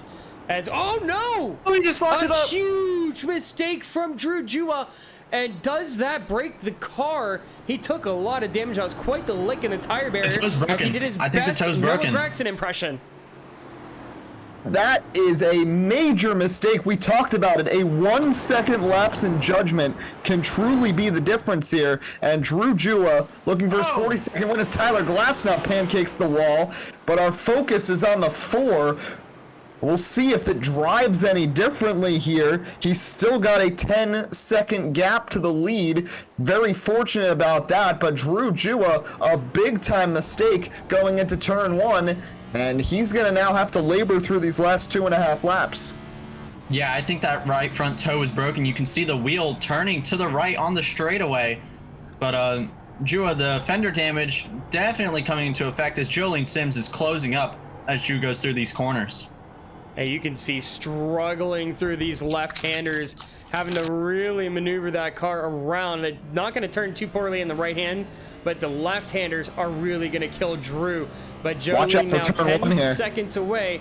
We'll have to see what happens into turn 1. Popsicle sticks there from Barney the Flagman. 2 to go for Drew Jua. Can he hold on to this 9-second lead? It seems like it should be a no-brainer, but with this right front damage, that car's struggling here. You can see it just doesn't feel like he's pushing the car as fast as he normally can due to that damage, and locks it up around the fountain. We've seen drivers have trouble with the fountain today. Nobody's gone right through it. That time Drew did the opposite. He just plain missed it. Down to 8 seconds between he and Sims. He's going to go wide again. The 6 is driving great. The 4 is driving terribly. Drew Jua, again, very lucky he has that gap built up from the pit strategy, because this race falling apart for him, but he's only got a lap and a half to go from getting his 5th win of the season. Yeah, Jolene Sims trying to close up the gap on to 7 seconds now. Jua, though, gonna have to hope that he can make it through these left-handers, as I believe they're on the same straightaway now. Yeah, he goes through turn 9. The advantage that Drew Jua has is that he has clean air in front of him. You can see nobody now that he passed the 34 Fabricio Lamana. He comes around turn 11 and is just going to try and limp this car home at this point. And it's going to be interesting to talk to him post-race, whether he finishes first or second, about what his opinion of turn 1 was there. White flag is out, and here we go. Final lap around the Long Beach Street Circuit for the team, SeatGeek GP. And he's going to have a 7.5 second lead as he heads into turn 1 and heads down to you, Eddie. Drew Jua, the best in the sport, makes it through 1. Can he handle the fountain? He's going to take it very carefully through here, and he's through clean to 3. What a year he has had in the VRC's move to iRacing. Won the Daytona 250, won the return to Indianapolis, and now has a chance to win the first ever street race in VRC history, thanks to a bold strategy pitting 11 laps earlier than the rest of the field through the left-hander here, heading through 6, heading up towards turn 7, heading to the right-hander. He's got 9 seconds on Jolene Sims, just a few turns away from victory, Victor. Yeah, victory, Victor is real. Drew Jua, though, 8 seconds away. The gap is just enough for him. A few laps more, maybe Jolene could have caught up. But heading into 9, Jua looks all clear and away as long as he doesn't make any more mistakes, Alex. Yeah, and here we come through turns 10 and 11. Should just be smooth sailing from here. 8-second gap over Jolene Sims. And the pit strategy is what won him this race. Came in a lot earlier than the other drivers. Had clean air. Even beat down the turn 1 tire wall. And is able to get this car somehow down to victory lane. Comes across the start-finish line. And Drew Jua claims his 5th win of the season here on the streets of Long Beach in the Team SeatGeek GP. What a win for Jua. Bold strategy, pays off, big damage, but he survives right to the end. Jolene Sims finishes a strong 2nd. Big time mistakes and a what if for both Eric O'Connor and Ike Shelley. But the history continues for Drew Jua. 5 wins on the year. Now his 4th road course win over the last couple of seasons, so maybe he's the replacement as the road course king, and he'll get the new coronation past Sebastian Kukulon. But a great job for Drew Jua to get this win here in the Team SeatGeek GP in the first ever street course race, and now just 2 wins away from tying Tyler McDonald for the most in OMA stock car history.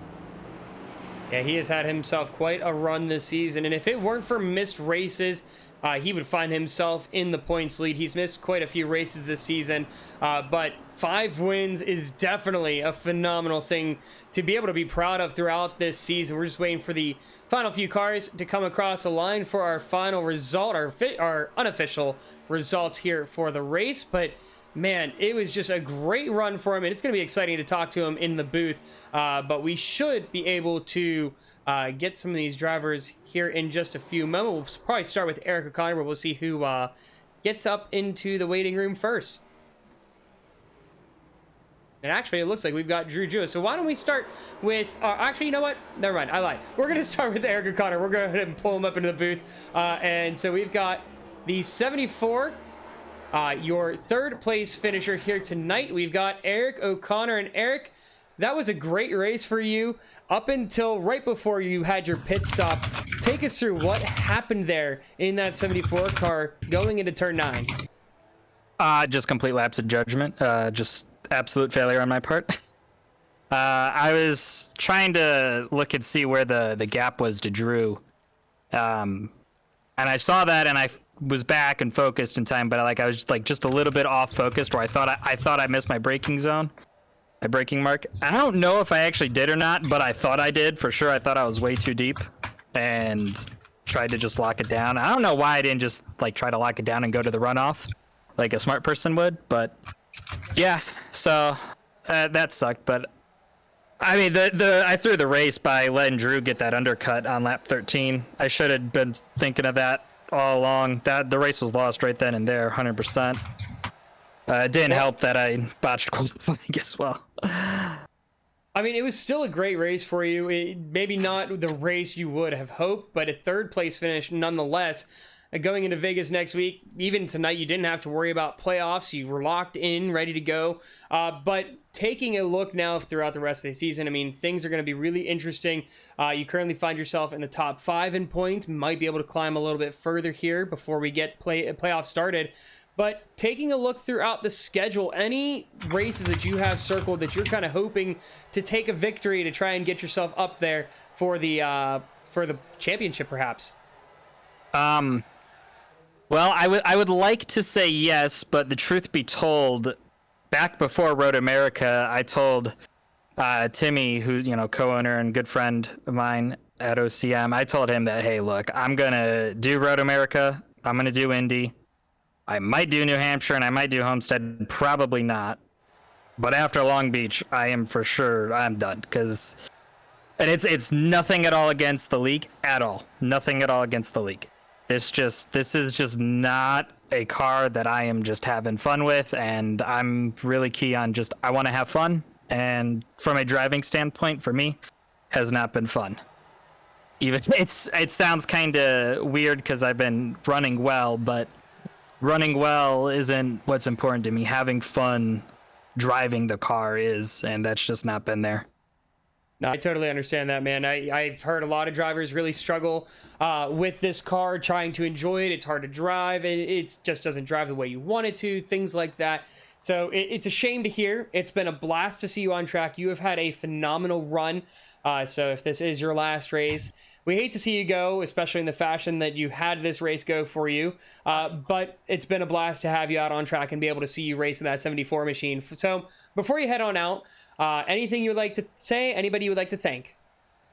Yeah, just a huge shout out to Backstage Guitar Lab. Again, I say it every time I've been up here, but if you're in the St. Louis area and you want some work done on your guitar, definitely check them out. They do great work.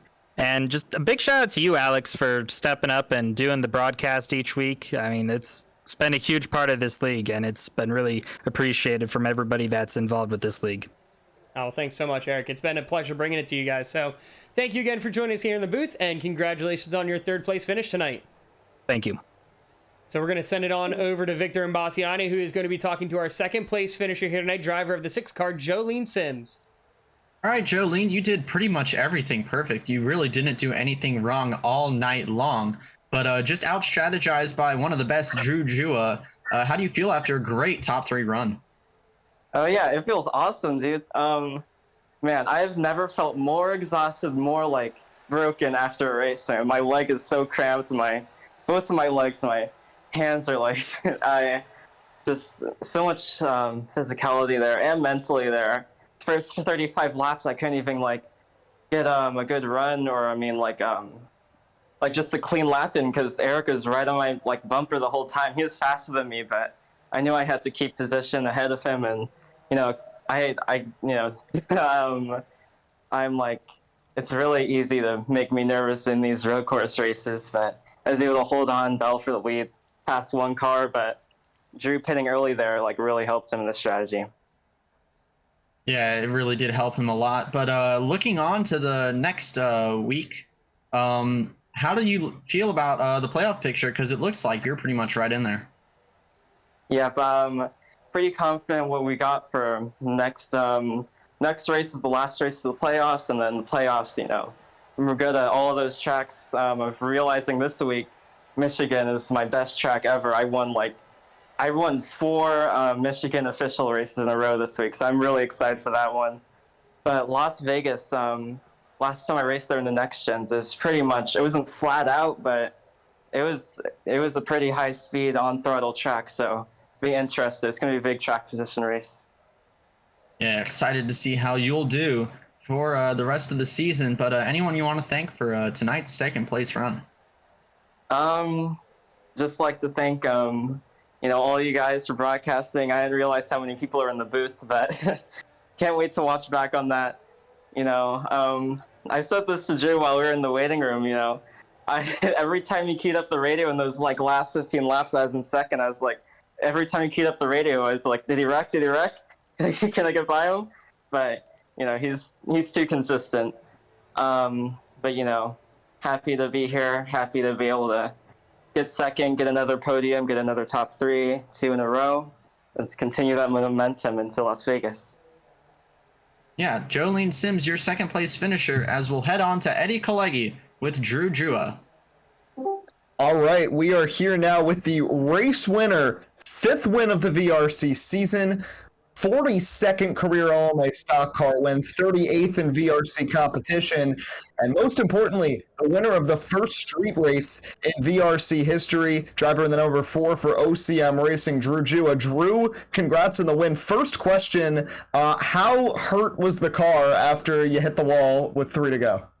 I thought I broke the right front. I won't even lie.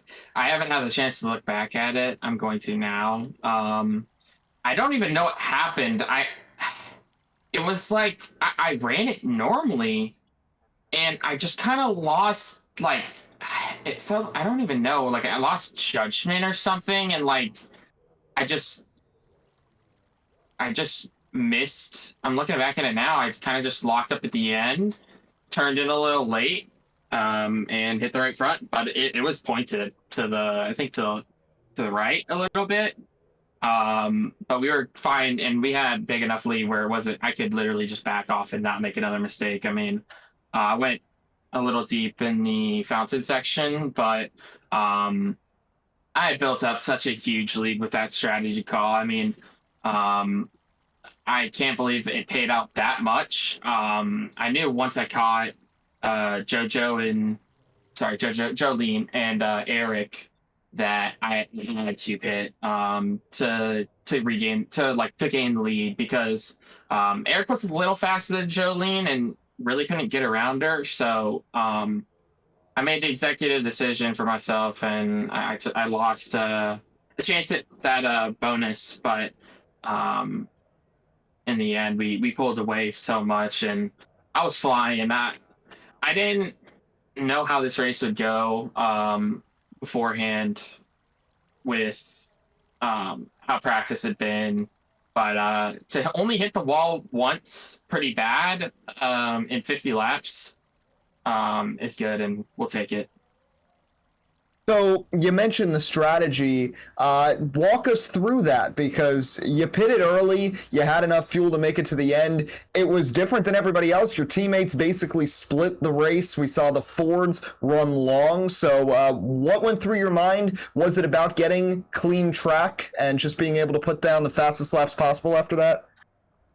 Yeah, so once I caught them and I realized, I was running 20, lowish, mid 22s once I catching up to them. They were running about 23-second lap times, and I was like, well, let me see it out. I kind of want to see if I could pass them. And then when Eric and me were kind of falling off at the final corner, and Jolene was getting super runs off the corner, that's when I kind of decided that I was going to pit as soon as I really could make it. I kind of stayed out an extra lap and barely made it, so I'm glad I decided to. So, but yeah, once I pitted and I kind of was watching the gap, and once I was about 4 or 5 laps deep, there was no chance they were going to keep the lead if they pit. So I know I lost out on a little bit of halfway points, but we gained a lot on Tim tonight with him having a sub, and I will take my 5th win, my first road course win in the iRacing VRC side. I got to give credit to both Jolene, Eric, and Ike. They were all rapid tonight. And, if the strategy was different, it would have been an interesting race, but I played it right, and I got my 5th win of the season, and I think I might have a chance going to Las Vegas next week. Yeah, 5 wins now on the season. Last question, looking at Vegas now. This was on the heat side, but a couple of seasons ago, it is the track where you just narrowly beat out Tim Moore to win a championship. Now it's the regular season finale. You've got the momentum back after Jared had won back-to-back races. What's the mindset heading into Vegas, last race before the playoffs next Saturday? Yeah, we've been really good at the 1.5 miles. We won Kansas. We were there at Homestead. We just didn't play the right strategy. So I'm definitely excited for Vegas, and we're going to try and get our 6th win of the season. We'll check later tonight, but I believe it should be within about 15-ish points on Tim, maybe 10-ish actually. So we definitely have a shot. I don't know if he's going to be able to make it. I know it's kind of iffy for him. So, but I'm super excited. That was a fun race. I know the anticipation was not the best for the drivers. I was super excited for it though, and we put on a show. I won't lie. So, super fun race. The points should be close. I heard about the Eric thing, so it's going to definitely spice up the fight for 12th, and excited to race next week at Las Vegas. Yeah, Vegas next week, but right now, Drew Jua going to be partying like he's in Vegas. The win at Long Beach. Drew, congrats on the win. Thank you. So we've got a lot going into next week. You have what I would assume is probably another spot in the playoffs opening up if Eric O'Connor is not racing the rest of the season. So we'll see how that all shakes up the point standings, what the admins decide to do with that decision. But taking a look, JT Sipes does get locked in tonight. There was no new winner, so he is going to lock himself into the wild card spot, or one of the wild card spots. We'll see how things play out next week, but looking forward here, Las Vegas. Who are you thinking makes it in here, Eddie? It's going to be a challenge because we've seen 1.5 miles. 1.5 miles have actually been arguably the most chaotic races this season, especially Old Atlanta and Charlotte. So, and both of those drive similarly to Las Vegas, as does Kansas, which was a little bit calmer than those two. I look towards the OCM group, though. I think Ryan Mineker is going to be fast. I mentioned Tyler Glass as well. I think Glass is going to be bound for a bounce back, and then the driver who really needs a strong run, but I think can do it as well, Jonathan Amodio. Tough performance tonight, damage on the first lap, never recovered. That's 7-car Gavin Hudspeth Racing. He's fast at these 1.5 miles. I'd look for him as well. I think those 3 guys on the bubble have the chance to really contend next week. But to me, Drew Jua, Jarrett Talmadge, Jolene Sims, those are the top 3 right now in the field, and those are the 3 who will probably be fighting for the win next Saturday night. Yeah, and speaking of fighting for the win, I actually just realized we had not gone through the final results of the race yet. When we talked with Eric O'Connor, we were still waiting for the final drivers to come through. So taking a look at the final results here for tonight, Drew Jua, your race winner, about 6 seconds back is Jolene Sims in second, Eric O'Connor in third, Jared Talmadge, the first car lap down in fourth. Isaac Shelley rounds out the top 5. Colin Teague has himself a great day and puts himself in an opportunity to maybe fight for one of those playoff spots in 6th. Fabricio Lamana in 7th. James Mendes in a solid spot in 8th. We'll find out if that locks him in next week. Luca Mazzilli. I totally forgot. Luca Mazzilli in 9th. Earning points for Tim Moore. In 10th place, Colling, another driver just on the outside looking in. William Reagan finishes in 11th. Ryan Mineker currently sits 11th in points, finds a decent points day in 12th. Is that going to be enough to stay above the cut line, though? Tyler Glass in 13th, similar situation there, sitting in 10th in points. Then you have Brad Qualls in 14th. Jared Newton in 15th. Then Jonathan Amodio, like you said, not the best of days for him, unfortunately, just did the best he could with a broken car in 16th. Gatlin Downey in 17th, and then Nick Vasquez, unfortunately, in his first race, brings up the field in 18th. So, Victor, before we wrap up here for tonight, any surprises that happened tonight? Anybody really shock you, or anything that we saw on track that was like really surprising? Well, I was really shocked with Will Reagan, as I was trying to point it out before he wrecked, but really just shocked by Drew being able to hold on to that wrecked machine pretty much, because it looked like the right front was a little bit bent, like he said. Real lucky there, just had to kind of claw his way to the finish, but a really, really clean race other than the final about 15 laps, which was shocking to me. I thought we were going to see a big one or some type of roadblocker, but just a really amazing race from these VRC drivers. Yeah, these drivers all did a fantastic job maneuvering a really tough track. But with all that being said, we want to take a moment to thank you all again for joining us here at No Name Gaming and Racing Lights Productions for the Online Motorsports Association's Virtual Racing Championship Team SeatGeek Grand Prix. Congratulations to Drew Jua for his 5th win of the season in tonight's race. Make sure you join us next week as we wrap up the regular season with a race in the Sin City at the Las Vegas Motor Speedway. We hope you all enjoyed the broadcast tonight. I want to thank the OMA for allowing us to bring this race to all of you. I also want to thank those that joined me here in the booth tonight, Eddie Kalegi, Victor Imbastiani, and as well as our pit reporter, Min Hang. It was a blast calling this race with you guys, and it was a lot of fun to be able to bring all these different angles of the action. Be sure to check out Racing Lights Productions on Twitter with @RacingLightsPro, as well as on Facebook and Instagram. You can also head over to the YouTube channel and check out any previous broadcasts that you may have missed. I am Alex Late saying good night to you from the virtual Long Beach Street Circuit. Thanks again for tuning in.